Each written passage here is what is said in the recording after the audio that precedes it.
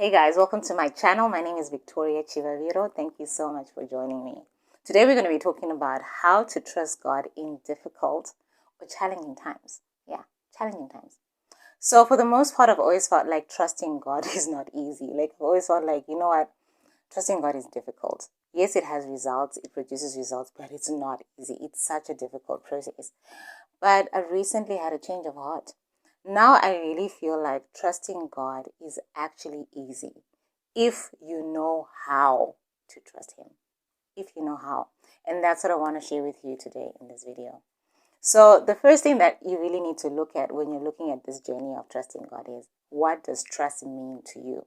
So I recently got a definition from one of my favorite pastors. His name is Pastor Mal. And he says trusting God is when you put your trust in the King's ability to do what he says he will do without any option. So who's the king? The king is actually God. God is our king because we are not citizens of earth. We are citizens of heaven because we come from heaven. So in heaven, the person who is in charge is our king. And that's why he says in that definition. So you can replace king and say God for yourself, whichever one works for you. But at the end of the day, we're talking about the same person. So to trust is to have total dependence on God's ability to do what he says he will do without any option. So if God is going to say something to you and he's going to say, listen, I'm going to do this for you, you totally depend on the fact that God is going to do that thing for you, and you don't create options for yourself. If God says, I'm going to pay your school fees, you totally depend on the fact that God is going to pay my school fees. If God says, I'm going to provide something for you, you totally depend on the fact that God is going to do these things. He's going to provide for me. And you don't create options for yourself. I love what Psalms 125 verse 1 says. It says, those who trust in the Lord are like Mount Zion, which cannot be moved, but abides forever. I love the fact that it says it cannot be moved. It doesn't say it might not be moved. It doesn't say it could not be moved. It says it cannot be moved. So I put myself there and then I tell myself, like, I am Mount Zion. And if I trust in the Lord, I cannot be moved. So if a storm comes, Mount Zion cannot be moved. It's going to stay in position and the storm is going to pass. If a tornado comes, Mount Zion is not going to be moved. It's going to stay in position and that tornado is going to pass. Because Mount Zion trusts. It knows that when I trust in the Lord, I abide forever. Nothing is going to shake me. So this is what we should be like as well. We should be like Mount Zion. When we trust God, we're like Mount Zion. Anything that comes our way will not move us. Any trials that come into our lives, if we trust in the Lord, they should not move us. Because Mount Zion cannot be moved. It abides forever. So you start to find that you start feeling moved or being moved when things are not working. And then you want to create options for yourself. These options are the things that are actually blocking you from trusting God. And what are these options? These options is doubt. When doubt comes, it moves you. And you're no longer like in a place where you're like trusting God. Now you're like in a place where you're like, okay, maybe I actually need to give God some help. So if God says, I'm going to do this for you, and it feels like it's delaying, you start coming up with your own options of, okay, maybe I need to do this because God needs my help, or maybe I need to do this because, no, God doesn't need our help. God just wants us to trust Him. And when we trust God, we depend on Him fully. So we need to stop creating options. When we create options, we are doubting God. Because if God says, I'm going to pay school fees for you, don't now go and be like, okay, it's delayed, like my deadline is like due in the next 24 hours and God hasn't come through for me, like, or my deadline is due in the next 2 weeks and God hasn't come through for me, so like, let me get a side hustle and see if I can help him out and like just make some extra money so that I can pay my school fees. Don't create options.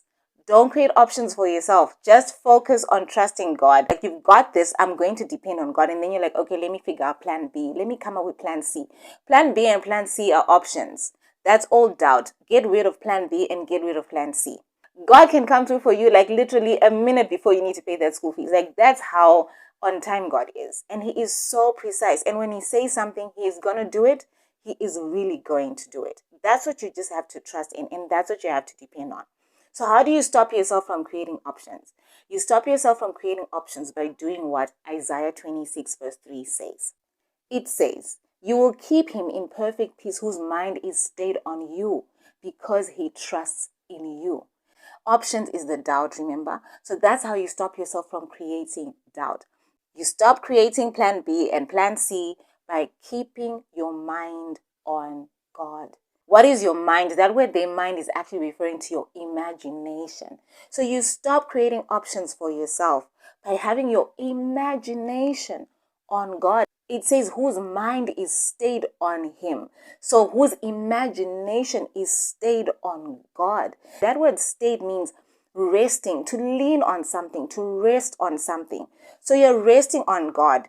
And when you rest on something, you don't like rest and close your eyes and then just be like, okay, no, let me just check and see, like, let me just, because that checking and that removing yourself from resting on him is creating options for yourself. That is the doubt coming in. So you don't do that. You rest. You stay on God. So just imagine you're planning an event, okay? You've got an event that you're planning. It could be your birthday, or it could be an event at work, or it could be a wedding, or it could be something at your church, or whatever the event is. It could be a conference, but you're preparing for this event. So if it's like your birthday, you're thinking, what's the decor going to look like? Who am I going to invite? What are my invites going to look like? What am I going to wear? What am I going to do to my hair? Who's going to do my makeup? All of those things, you imagine them. You actually picture them in your mind. You do this and you do this for a long time until the event actually comes. You start to think, okay, how long in advance am I going to actually send out invites to the people who are coming to my birthday or to the people who are coming to this event? You prepare this whole thing. You think of the colors. That's all playing in your imagination. So you start to see the decor is going to be pink and yellow and white and whatever the color is that you're really interested in.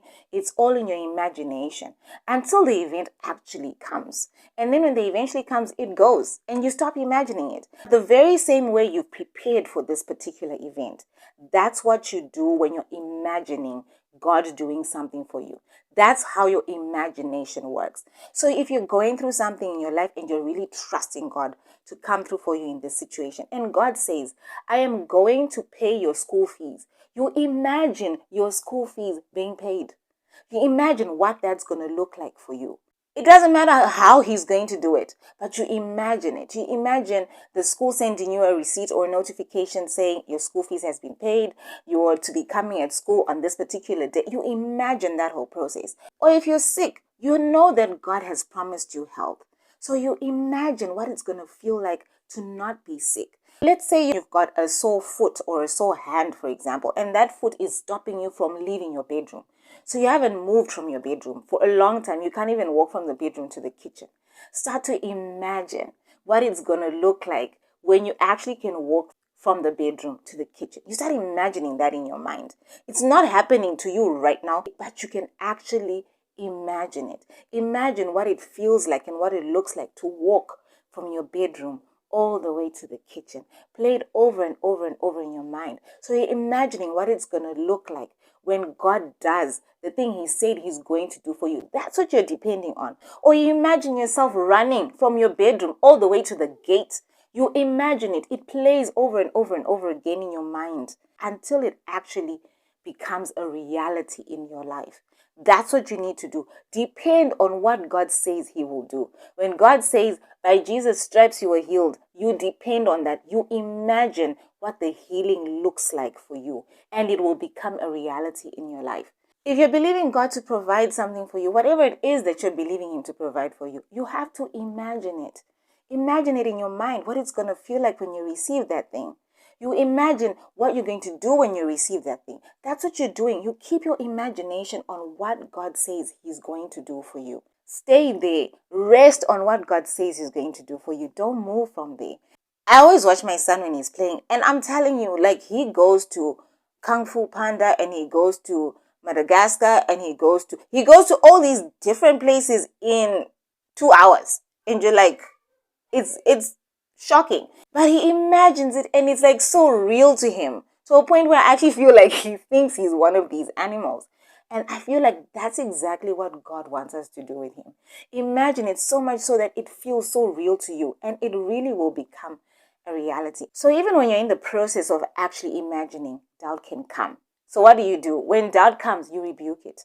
You immediately tell it, you spirit of doubt, I rebuke you in the name of Jesus, and I command you to leave. You tell that spirit to go, and you go back to imagining God coming through for you in the very thing that you're desiring, in the very thing that He's told you He's going to do for you.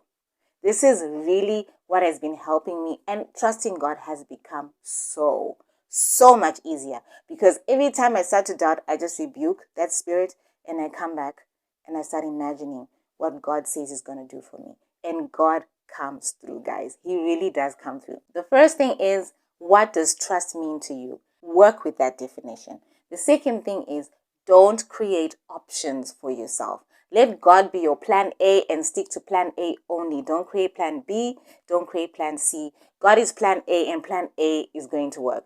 God is plan A and plan A works. God is plan A and plan A has no competition. Okay? And then the third thing, keep your imagination on plan A, because plan A works. That's literally how you can trust God in difficult and hard times. And you will see that as you do this over and over again, it's like exercising.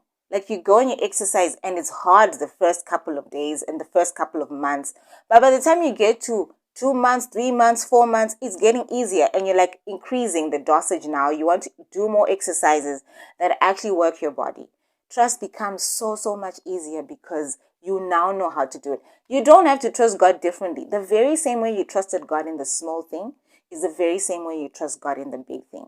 And in the end, all of those things are small things, because those things are small things to our King.